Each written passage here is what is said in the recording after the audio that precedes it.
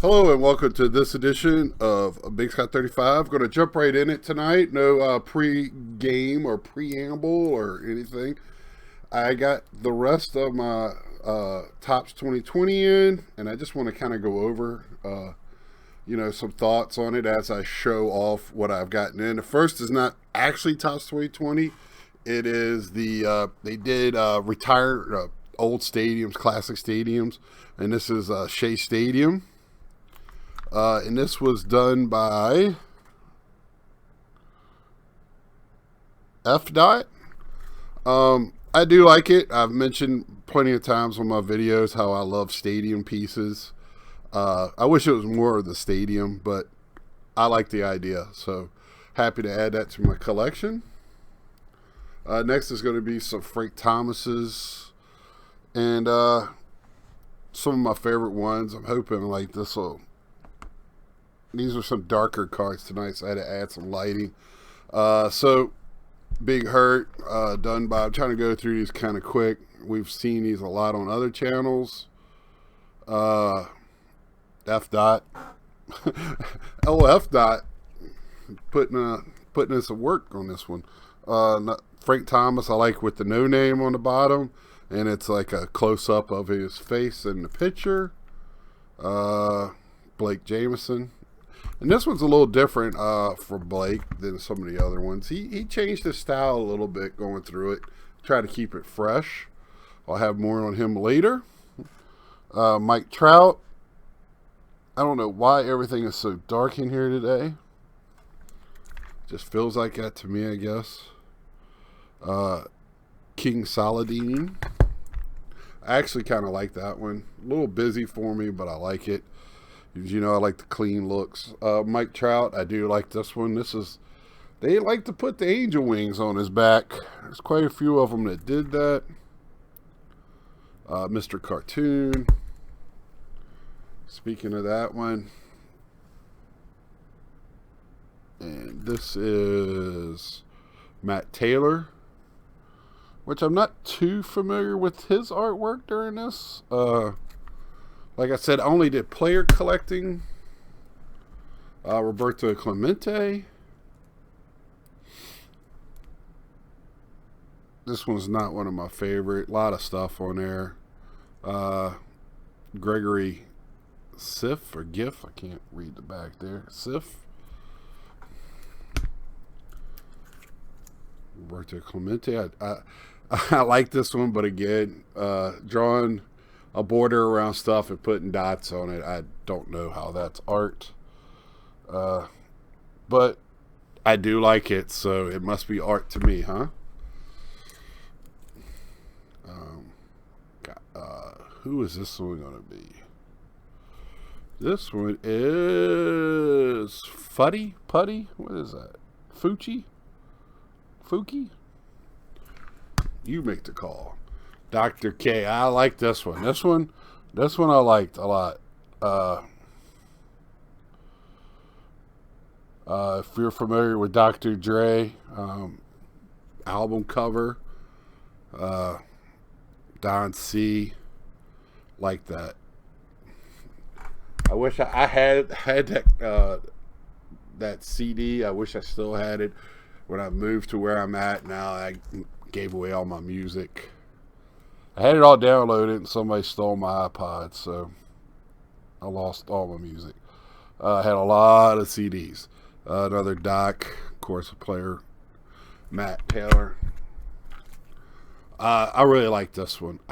This person did a great job. The triangle thing, but they made it look like the old school cards, and I really appreciated that from the 50s, 40s. Yeah, Natural. I really liked his cards. He was one of my favorite artists of the year. I'm going to talk about who my favorite, Blake Jameson, of course, and Natural is probably two. There's one other one, hopefully I have in here so I can remember the name. One of the females,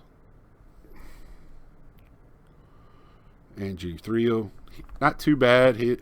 I like, that's a nice rendition. And we're going to move on to the kid. Ken Griffey, a little busy here. Andrew Thiel, back to backs. Kind of a poster look. Yeah, this is Sophia Chang. That's the one.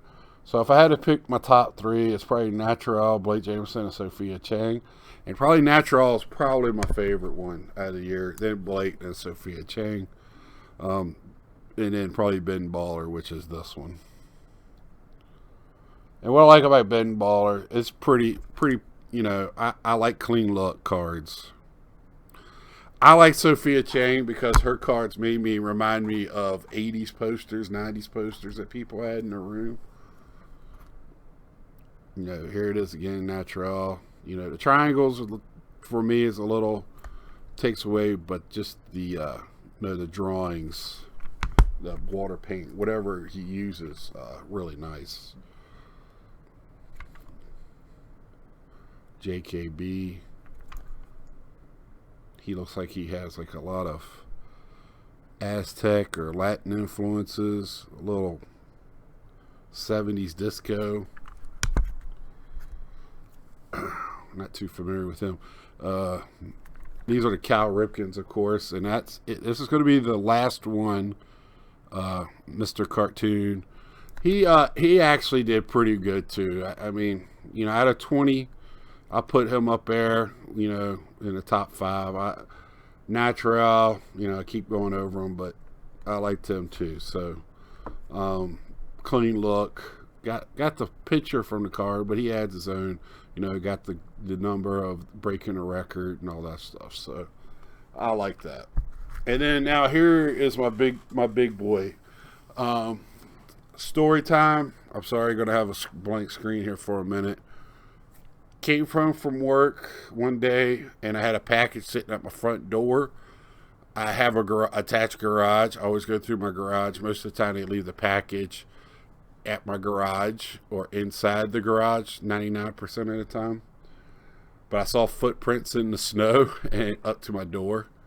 So I went up there and I had a package from Topps sitting there. FedEx must have delivered it. And this bad boy was in it. Now, I've shared this on Instagram and Twitter, I believe. The Blake Jameson Cal Ripken gold frame 1 of 1. Now, I got the base card months ago. I think this was one of the earliest Blake Jameson ones.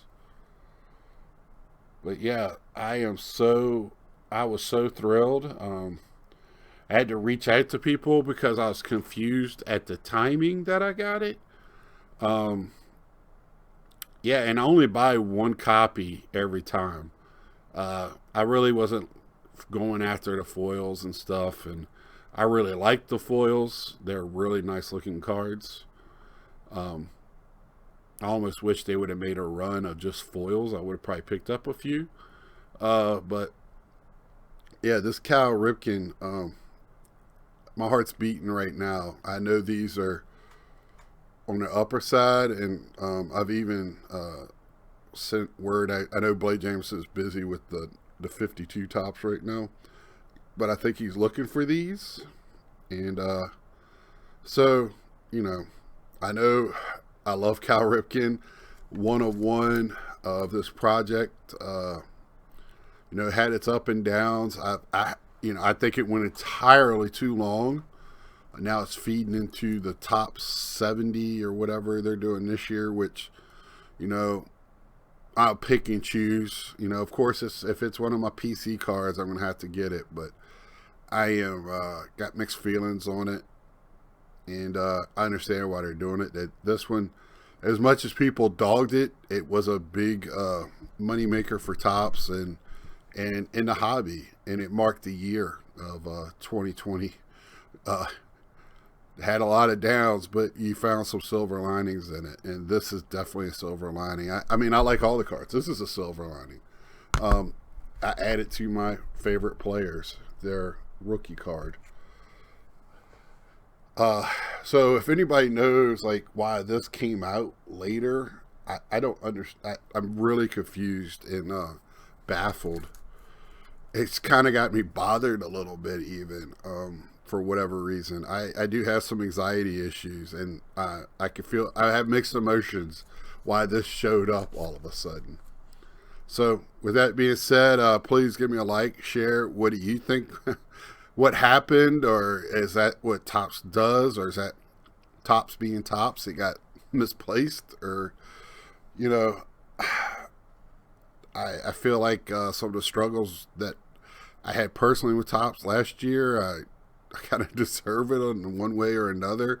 But I think everybody that's a collector in our hobby kind of deserves a good fortune in this last year or so, because it's so tough for collectors. Uh, so please let me know down below what you think, and like, share, subscribe. Until next time, see ya.